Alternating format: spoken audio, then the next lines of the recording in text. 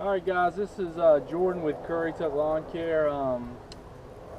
We made this video basically to talk to the new homeowners and people moving into the area, and even people trying to start a new lawn. Most of the time the soil's bare, you've got a lot of sand out there, and a lot of people are having trouble getting that grass to grow. And we're getting a lot of phone calls. It's springtime. People are getting out and they're saying, hey, I want to get my yard right. What can I do? So basically we're going to go over a few things in this video that we've made, hoping that we can help you, or we can come out and get you on a plan to get your yard right because you're tired of the dogs tracking in the mud, or you're tired of cutting sand. So we're going to talk about those issues. But the first thing I want to say is these opinions are only mine and Currituck Lawn Care's. This is what we've done and we've seen that works for us, being locals and from this county, and understanding the soils and conditions that we go through. So just keep that in mind. I'm not saying that our way is the right way, but we feel that we've helped a lot of the homeowners establish a good turf and grounds for their yard. So anyway, let's talk about the types of seed. So a lot of people are coming from up north of Virginia, and everybody's talking about how they want fescue and they want to get their yard right and have the nice tall dark green fescue. Well, in northeastern North Carolina, fescue is pretty much not an option unless you have irrigation. There may be some people that'll tell you, hey, fescue's great, it's fantastic, I've had good results with it, but 9 out of 10 people need irrigation. Fescue just cannot survive the heat around here, and it's just not really a good choice for somebody that does not have irrigation.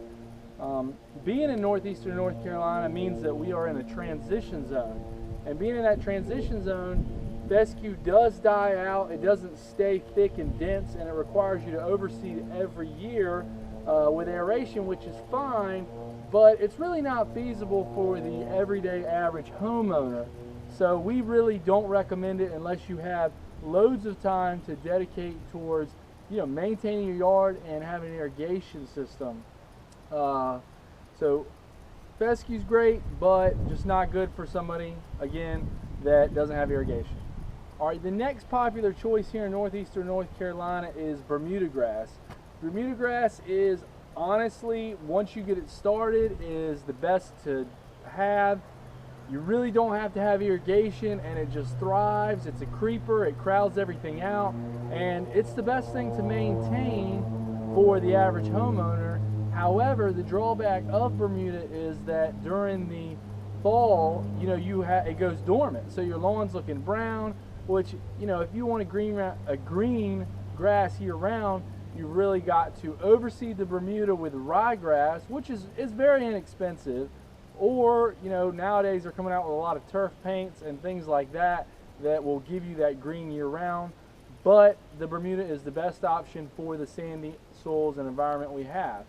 So those are the kind of things that most people I hear most about, Bermuda and fescue. Now there are some other types of turf. You've got centipede and zoysia, and centipede's great, but it is very expensive to seed, and most of the time you have to plug it, and zoysia is about the same, and it's not feasible. The running joke here in Currituck County is, hey, as long as my lawn is green, I really don't care what kind of grass I have. And that's fine. The yards are so big that it is hard to have one specific type of turf. So a green lawn's a happy lawn. I hear you. But for the people that are trying to get the grass growing from building a new home and establishing a lawn, you may not care what type of grass it is, but you want to get rid of that mud, and you want to get rid of your dogs tracking the nasty stuff in and out there cutting and it looks like a sandstorm. I'm going to talk about that today and see if I can help you with that problem. So, all right, so let's talk about that. Basically, in the springtime, you guys are going to Home Depot, you're seeing all this seed out on the shelves. The people at Home Depot and Lowe's are telling you, oh yeah, seed your lawn, seed your lawn. Spring is not the ideal time to seed your lawn. A lot of people are calling and saying, I want aeration and I want seeding. Well, for fescue, number one, you don't seed fescue in the spring. I understand people are going to tell you that, or you're going to have landscapers that tell you you seed fescue. trust me when I say this, you can call any professional landscape supply store. They don't even have fescue on the shelves right now because the seedling cannot survive the summer. You know, even with irrigation, it's hard for it to survive the summer. So starting seeding in the spring with fescue, typically 90% of that grass is going to die during the summer heat, and it's not going to make it to maturity. So, you know, that's just something that I would say if you're doing fescue, you know, take that into account. You know, use your own judgment. If you really want to seed, that's fine. I'm just telling you that it's not the ideal time to do it. Another thing is, you know, core aeration. So a lot of people think, you know, aeration, it's good. It allows the seed to fall in the holes. You do that for the seed to germinate better. But, you know, core aeration is for compacted soil. And you don't core aerate in the springtime because of the fact that you've been getting all this rain, all this water. Your soil is not compacted. It's wet, it's damp, it's mucky.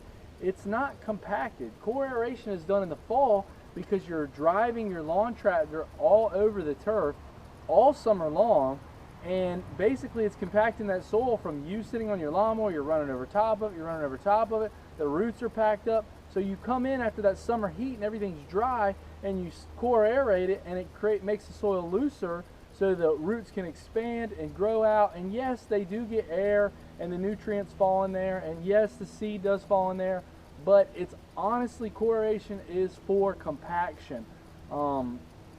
Typically, you're not going to find a lot of people core aerating in a professional environment like a golf course or things like that during the spring because the ground's not compacted. We just received 20 inches of rain all winter, and it's, well, you know, it's basically soft. I mean, there's no other way to say it. It's a mess, it's mucky, it doesn't need to be core aerated. It's not, you know, it's well hydrated, the ground. It's not dry and compacted. So, you know, I'd urge you to be careful when you're paying somebody for a service to core aerate in the spring and seed for fescue. They probably, I'm not saying they don't know what they're doing because, like I said, these opinions are only my own. I'm just telling you that most likely they're not an experienced landscaper in this area. So basically that's where I'm going to go with that. My recommendation is if you've got a new lawn and you're a new homeowner and you've moved into this beautiful home, we've got lots of great builders in Currituck that are doing a fantastic job, and they're giving people a great yard that's graded, but they're saying, hey, the soil's sandy, or hey, I can't get anything to grow. You know, the builders are only putting down a contractor blend grass seed, and the contractor blend it's good, but it's not, you know, getting a good lawn takes work, effort, and it doesn't happen overnight. You know, these lawns you ride by people's houses, they've been working on them for a year or 2 years. It's not like you put down seed and magically you have a beautiful lawn. You know, think of the lawn as pores on your face. You know, every little piece of sand's got to be covered by a piece of seed. So it's going to take time to fill in and be that dense, lush lawn that you're looking for. And in the spring, I'm going to go over some of the steps that if you have a bare lawn right now and you're trying to get it to be full, that you should do. So we'll talk about that now. Brown top millet, I'm going to seed my shop here. Brown top millet, I'll let you take a look at this. As you can see, a lot of people don't know about the different types of seed, but brown top millet is basically a summertime rye. It is a farm crop. It's not something that you want in your yard permanently, but it's going to establish the most important aspects, which are erosion control and then something for you to cut to decompose and create good soil, you know, organic matter. And it's going to, you know, every time you cut it and this comes up, it's going to make your lawn thicker, and it's going to survive that summer heat to get you to either the fall where you're going to seed rye, or to June where you may want to seed Bermuda grass. So, you know, we're coming in right now, we're having a lot of homeowners call us, and they want us to come in and bring topsoil in. They want us to get them some grass, and you cannot establish a lawn in the spring that's going to last year round. It's a process. So we're coming in here, millet's cheap. It's basically your summertime rye, if you want to use that in layman's terms. You know, it's a very loose term. It's obviously a different grass seed, but it's going to get you a grass, a full lawn. It's going to get you a nice lawn that if you cut it, it's going to look fairly decent and give you ground cover, erosion control, and get rid of that sand. And then in turn, as you're cutting it throughout the summer, the clippings and such are going to break down into good organic matter that is going to help create topsoil in a sense. So, you know, we're coming in and putting this brown top millet in, and really that's giving you a lawn so you can choose to wait till the fall or to do the Bermuda in June. And speaking of fescue, you know, I go to a lot of people's houses and they say they got sod in the front, they've got Bermuda, it looks great up front. The builder put in a nice Bermuda lawn, which is fantastic. A lot of builders don't even give you that Bermuda, so it's a blessing when you do get the Bermuda up front, because that's half your battle right there. At least the front looks good. And they say, yeah, I've got all this seed, which looks like this right here, and this is fescue and a contractor's blend, and this is what typical contractors are putting down in your new yard that you're getting. This is not Bermuda, folks. This is, you know, I mean, people tell me all the time how, yeah, they've got Bermuda seed in the yard, the Bermuda. This is not going to survive during the summer. It's just not. Even with irrigation, it may look good up until about May. You may say, that guy's crazy from Curry Tuck Lawn Care. My lawn is coming up, it looks good, but as soon as the summer heat gets here, I promise you, it's going to die unless our climate changes. It's part of being in a transition zone. We are in between the areas where certain types of grass thrives and others does horrible. So we've got an in-between zone that we've got to try to make the best of, because our climate is so funky. One day it's 40 here in Curry Tuck, the next day it's 78. So it's just essential that you're using the right techniques, so you're not buying this $75 bag of seed and, you know, basically peeing your money down the drain. And speaking of Bermuda, you know, let me show you what Bermuda looks like. It's going to be hard for you even to see, because Bermuda is so fine. If you look at this Bermuda, it is like a pepper corn or a pepper flake, and there's multiple types of Bermuda. You've got stuff that's essentially hulled and it's coated, and this right here is a natural Bermuda seed. And you know, one bag of Bermuda is so expensive, but the great thing about Bermuda is it's a creeper, so it will basically fill out the entire lawn.